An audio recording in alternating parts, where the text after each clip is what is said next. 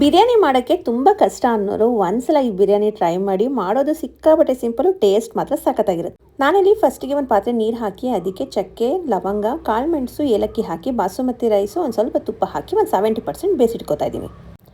ಈ ಕಡೆ ಮಸಾಲೆಗೆ ಮೊಸರು, ಬಿರಿಯಾನಿ ಪೌಡರು, ಧನಿಯಾ ಪೌಡರು, ಜೀರಾ powder, garam masala, chilli powder ಹಾಕಿ ಮಿಕ್ಸ್ ಮಾಡಿ ಇಟ್ಕೊಳ್ಳಿ. ನಾನು ಇದನ್ನು ಮಾಡೋಕ್ಕೆ India's number 1 healthy cookware brand ಆಗಿರೋದ ಇಂಡಸ್ ವ್ಯಾಲಿ ಬಿರಿಯಾನಿ ಪಾಟ್ನ ಯೂಸ್ ಮಾಡ್ತಾ ಇದ್ದೀನಿ. 100% ನ್ಯಾಚುರಲು, ಟಾಕ್ಸಿನ್ ಫ್ರೀ ಮತ್ತು ಎಕೋ ಫ್ರೆಂಡ್ಲಿ ಆಗಿದೆ.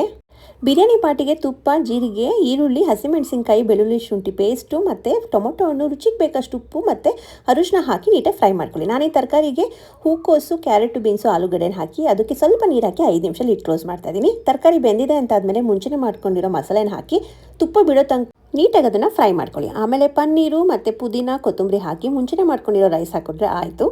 ಅವ್ರ ವೆಬ್ಸೈಟಲ್ಲಿ ಅಪ್ ಟು 40% ಡಿಸ್ಕೌಂಟ್ ಅಲ್ದಲೇ ನನ್ನ ಕೋಡು ಸುಷ್ಮಾ ಅಂತ ಹಾಕಿದ್ರೆ ನೀವು ಎಕ್ಸ್ಟ್ರಾ 12% ಕೂಡ ಡಿಸ್ಕೌಂಟ್ ತೊಗೋಬೋದು.